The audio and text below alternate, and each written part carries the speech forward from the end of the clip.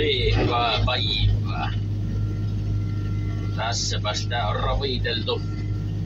Kantatie 88 ja useammat viikot tai 2 kuukauttahan tosta nyt jo tulla. Täälteen ja pikkuhiljaa tämä nyt ruppaisi olemaan niin sanotusti loppusuoralla, että ei ois kuin muutamat kilometrit enää jäljellä ja ruppaisi minun osalta tämä olemaan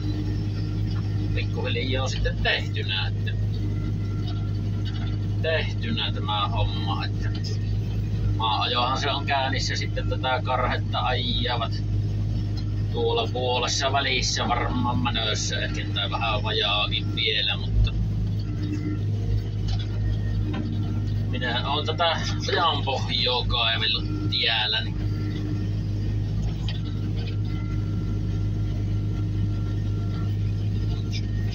En tiedä, mutta on ollut kyllä hyvät kaivurmiehen näkökulmasta, että ei joku yksi kukkula oikeastaan ollut semmoinen louhikkoinen, mistä on varmasti ammuttu kallio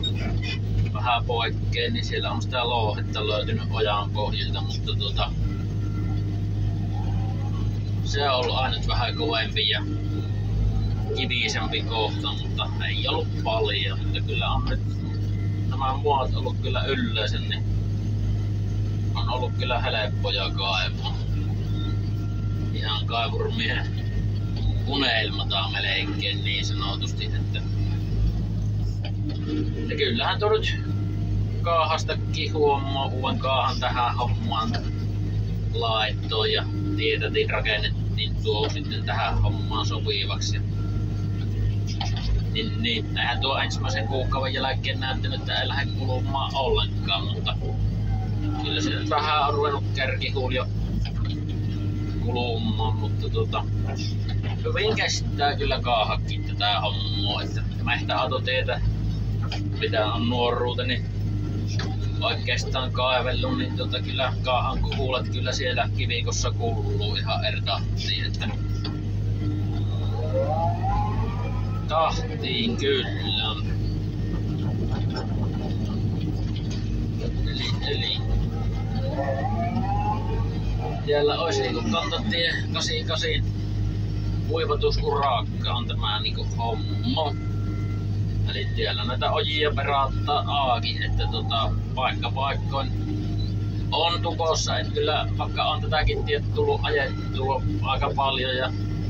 on nuoruuteni kulkenut, niin nämä nyt tämmöisen valtatiepikitien ojat näyttää autosta käsin, että nämähän on pirun hyvät ja hyväkuntoiset, mutta kyllähän se tottuu sitten, kun toinen näkyy olevan, että kun tänne ojan pohjalle tulloo, niin muota lähtöä valtavasti, että aika tukossa ovat kyllä paikkoin, että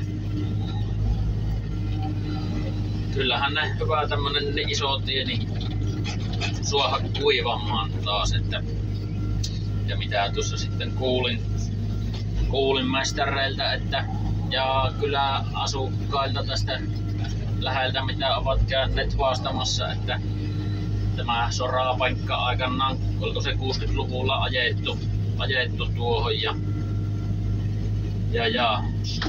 yhden kerran tätä on vähän kaivettu kuulemaan näitä ojia jostain sieltä tieltä pätkittää, että 80-luvulla vai lopulla 90-luvun taitteessa, että ihme hyvinhän nämä tämmöiset isot ojat kestää, mutta